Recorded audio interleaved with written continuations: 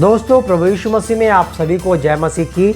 और आज 1 दिसंबर की शाम मैं आप सभी का स्वागत करता हूं। और आज हम फिर परमेश्वर के रहस्यमय और अद्भुत वचन के सफ़र में जाएंगे।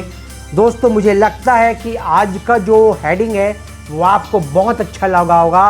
अपने जीवन में आप उन्नति कैसे कर सकते हैं। तो मेरे दोस्तों, उन्नति सिर्फ एक चीज़ में नहीं, हर फील्ड में उन्नति। तो सबसे पहले मेरे साथ परमेश्वर के रहस्यमय वचन की किताब बाइबल में से एक वचन खोल लें। 3 यूहन्ना उसका 1 अध्याय और उसका 2 पद हम पढ़ेंगे। और यहाँ पे 3 जॉन चैप्टर 1 वर्स 2 मैं पढ़ रहा हूँ। और यहाँ पे कुछ इस प्रकार से लिखा है मेरे दोस्तों, हे प्रिय, मेरी यह प्रार्थना है, जैसे तू आत्मिक उन्नति कर रहा है वैसे ही तू सब बातों में उन्नति और भला चंगा रहे। पहले हम इस वचन का मतलब को थोड़ा गहराई में समझ लेते हैं। मेरी यह प्रार्थना है, जैसे तू आत्मिक उन्नति कर रहा है। दोस्तों, अगर आपके जीवन में आप आत्मिक उन्नति कर रहे हैं, आत्मिक उन्नति कहने से आप वचन पढ़ रहे हैं, आप आज्ञा के अनुसार काम कर रहे हैं, आप आज्ञाओं को मानते हैं, वचन को पढ़ते हैं, अपने हृदय में बसाते हैं, वचन को मनन करते हैं, और तब जाके आप आत्मिक उन्नति करते हैं। तो अगर आप आत्मिक उन्नति कर रहे हैं तो ये लिखा है वैसे ही तू सब, तो ऑटोमेटिकली आप सब बातों में उन्नति और भला चंगे रहे। जब परमेश्वर से हमारा संबंध मजबूत होता है, कब होता है? जब हमारी आत्मिक उन्नति ज़्यादा होती है, जब हमारी आत्मिक उन्नति अधिक होती है, तब हमारा और परमेश्वर का जो संबंध है वो बहुत मजबूत होता है। परंतु होता है तो बातों में, सब बातों में उन्नति होती है और हमारे जीवन में एक गवाही होती है। मैं ये नहीं कह रहा है कि आपके जीवन में गवाही तो होगी, पर आप अपने आत्मिक जीवन में इतनी उन्नति कर लें कि परमेश्वर आपके जीवन की गवाही दे। परमेश्वर कैसे देगा गवाही? अब हम चलते हैं थोड़ा पुराने नियम में।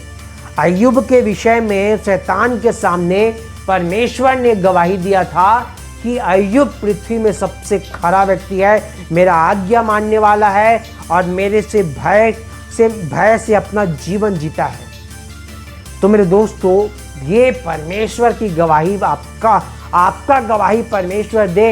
ऐसी उन्नति कर लीजिए अपने आत्मिक जीवन में आप कि आपके जीवन से परमेश्वर खुश होकर परमेश्वर शैतान के सामने आपकी गवाही दे डाले।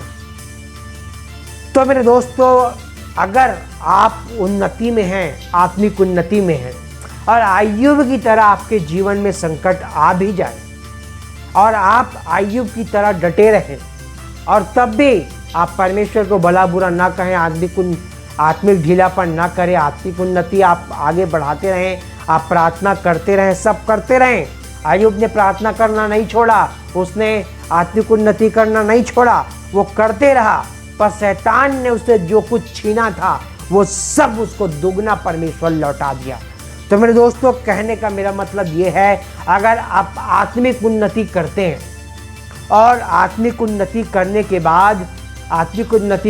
बाद आपके जीवन में जो भी अगर परेशानी आ गई, अय्यूब की तरह अगर परेशानी नहीं आई तो बहुत अच्छी बात है।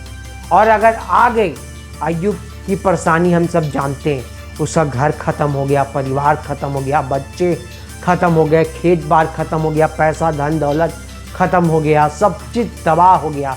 वो उसकी पत्नी बचे थे और अय्यूब के शरीर में फोड़े, बीमारी, वो इतना हताश और निराश होना चाहिए, मगर वो होगा भी, फिर भी उसने प्रार्थना करना और परमेश्वर का धन्यवाद करना नहीं छोड़ा, क्योंकि वो जानता था कि वो कुछ लेके नहीं आया है और कुछ लेके नहीं जाएगा। उसे परमेश्वर ने दिया और परमेश्वर ने उससे ले लिया।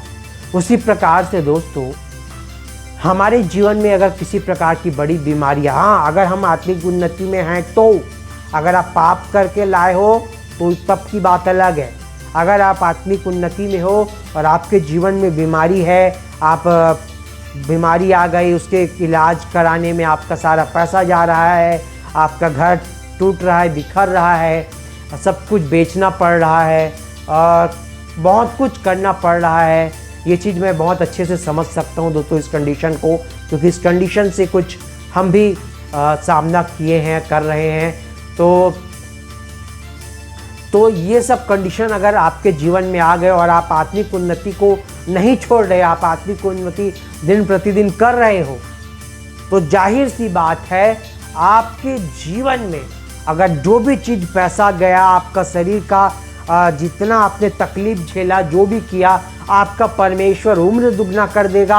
आप से जो लिया, जो इलाज में खर्चा हुआ, वो सब आपको दुगना लौटेगा। जो खेत बाड़ी बिक गए आपको दुगना मिलेगा, घर दुगना मिलेगा, आशीष दुगनी मिलेगी अगर आप आत्मिक उन्नति नहीं छोड़ोगे तो मेरे दोस्तों आज के लिए इतना ही। मिलते हैं कल फिर एक नए विषय के साथ, एक नए रहस्य के साथ। तब तक के लिए आपको मैं अलविदा लेता हूँ। आप सभी को नमस्कार।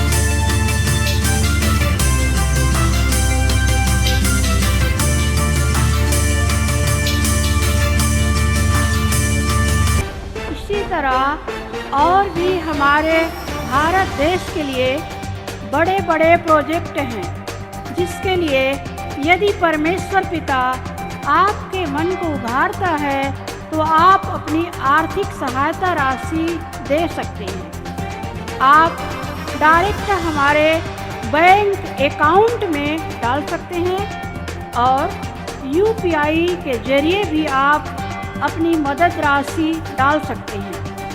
नीचे दिए गए QR कोड को स्कैन करके, अन्यथा डिस्क्रिप्शन में दिए वेबसाइट के लिंक को क्लिक करके भी आप अपनी मदद राशि दे सकते हैं। धन्यवाद।